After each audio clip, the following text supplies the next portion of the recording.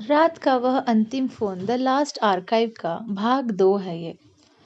Chip में जो location थी 3:13 सेक्टर 7 ओल्ड इंडस्ट्रियल जोन, वह शहर के सबसे बदनाम और सुनसान इलाकों में से एक था। मैंने घड़ी देखी, 2:28।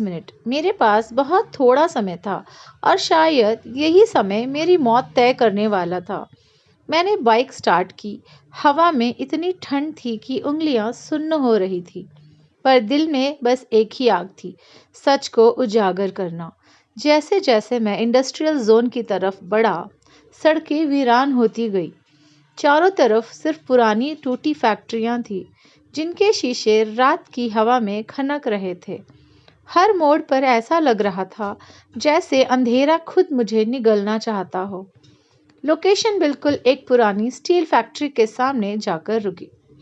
बोर्ड पर फेडेड लेटर्स में लिखा था, बिजली स्टील एंड मेटल एस्टैब्लिश 1987। पर असली खतरनाक बात यह थी, फैक्ट्री बिल्कुल बंद थी, फिर भी अंदर से हल्की हल्की रोशनी झलक रही थी। मैं चुपके से अंदर घुसा। फैक्ट्री का मुख्य हॉल विशाल था। ऊंची छत, चारों तरफ जंग लगे पाइप, पुरानी टेबलें, पर बीच में जमीन के अंदर जाने वाली एक लोहे की सीढ़ी थी। रोशनी उसी से आ रही थी। मैंने गहरी सांस ली और नीचे उतरने लगा। सीढ़ियां लगभग 20 मीटर नीचे जा रही थी। जैसे जैसे मैं नीचे जा रहा था, हवा में एक अजीब सी धातु जैसी गंध घुलती जा रही थी। नीचे पहुंचते ही मैं जड़ हो गया। जमीन के नीचे एक पूरा गुप्त बेस था। चारों तरफ मॉनिटर्स लगे थे, जिनमें शहर के अलग अलग लाइव फुटेज चल रहे थे। लैपटॉप्स, हार्ड ड्राइव, सर्वर्स और बीच में एक बड़ा वॉल्ट, जिस पर लिखा था द लास्ट आर्काइव रेस्ट्रिक्टेड। मेरी धड़कनें इतनी तेज थी कि खुद सुनाई दे रही थी। यही है, यही वो जगह है जिसमें वो सबूत है, मैंने खुद से कहा। मैं वॉल्ट की तरफ बढ़ा ही था कि ऊपर से किसी के कदमों की गूंज आई। मैंने तुरंत एक शेल्फ के पीछे छुप कर देखा। 3 लोग नीचे आए। सबके कपड़े काले, चेहरों पर डिजिटल मास्क और हाथों में हथियार। बीच में एक आदमी था, लंबा भारी शरीर, तेज चाल, और उसकी पीठ पर लिखा था C13। मेरी रगों में खून जम गया। कमांडर 13। उसकी आवाज़ ठंडी थी, बिल्कुल बर्फ जैसी। तैयार रहो, उसने कहा। पत्रकार इसी दिशा में आ रहा है। आज रात इसे खत्म कर देना है। मेरी सांसें अटक गई। वे जानते थे कि मैं आने वाला हूँ। फिर एक और आवाज़ आई, एक लड़की की। शायद वो पहले ही भीतर आ चुका है। मैं चौंक गया। यह आवाज़ कहीं सुनी हुई थी। जब उन्होंने हटकर रास्ता छोड़ा तो मैंने देखा, रिया। वह घायल थी पर जिंदा। उसकी आंखें डर और थकावट से भरी थी। चेहरे पर सफ़ेद सी चोटों की लकीरें थी। लगता था वह उसे पकड़ चुके थे। कमांडर 13 ने रिया के बाल पकड़कर उसे उठा दिया। हमने तुम्हें भागने का मौका दिया था, उसने कहा, पर तुमने एक बार फिर हमारे सिस्टम को चुनौती दी। रिया ने दांत भींचकर कहा, सच को कैद नहीं कर सकते तुम, कभी नहीं। कमांडर 13 ने उसके पेट में कोहनी मारी। रिया दर्द से झुककर गिर पड़ी। मेरी मुट्ठियां भिंच गई। अगर मैं बाहर निकलता तो पकड़ा जाता, पर अगर कुछ नहीं करता तो रिया मर जाती। मैं दीवार के पास रखे मेटल पाइप पर हाथ रख चुका था। तभी बिप बिप बिप अलार्म बज उठा। इंफ्रारेड मोशन सेंसर एक्टिवेटेड, एक गार्ड चिल्लाया।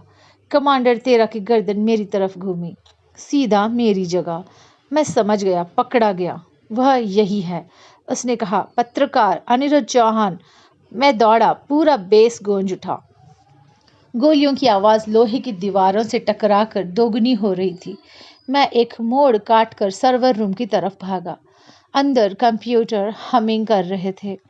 स्क्रीनों पर SD कार्ड्स और फोल्डर्स फ्लैशिंग कर रहे थे। 2 सेकंड भी नहीं सोचा, मैंने एक हार्ड ड्राइव अपने बैग में भरी और USB निकालकर जेब में डाल ली। यहाँ सबूत होंगे, सब कुछ। पर तभी दरवाज़ा तोड़कर गार्ड अंदर घुस आए। मैं मेज के नीचे झुककर दूसरी तरफ से निकला। हंटर किलर रोबोट जैसी गनें मेरी दिशा में आ रही थी।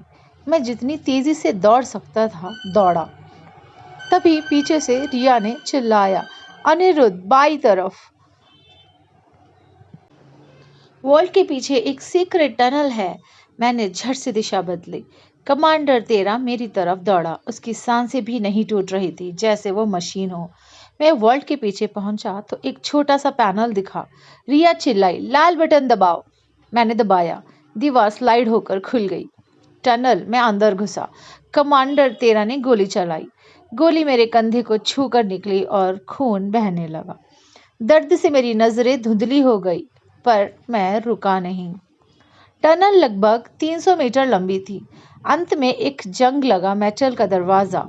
मैंने पूरी ताकत से धक्का दिया। दरवाजा खुला और मैं बाहर था, शहर के बिल्कुल किनारे, पुराने ड्रेनेज सिस्टम के पास। पीछे से टनल का दरवाजा जोर से बंद हो गया। मैं जमीन पर गिर पड़ा। खून बह रहा था। शरीर दर्द में था, पर बैग में सबूत थे, दुनिया को हिला देने वाले सबूत। मैंने मोबाइल निकाला, पर नेटवर्क नहीं था। सूरज उगने को था। आसमान का रंग नीला सुर्ख हो रहा था। तभी एक कार मेरी तरफ आती दिखी। काला रंग, बिना नंबर प्लेट।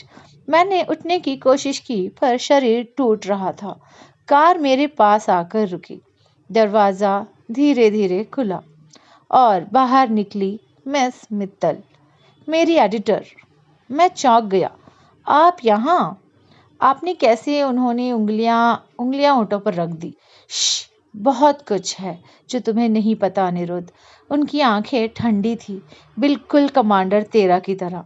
सवाल यह नहीं कि तुम यहाँ कैसे पहुंचे, उन्होंने कहा, सवाल यह है कि तुम इतने देर तक जिंदा कैसे बचे। मेरा गला सूख गया। मेरी रीढ़ में बर्फ उतर गई। मिस मित्तल मुस्कुराई। तो अब शुरू करते हैं असली खेल। अगर आप चाहते हैं कि मैं इसका तीसरा भाग भी लिखूं तो कमेंट करिए, और आपको पसंद आया तो लाइक करिए, मेरे चैनल को सब्सक्राइब करिए और शेयर करिए। Thank you so much.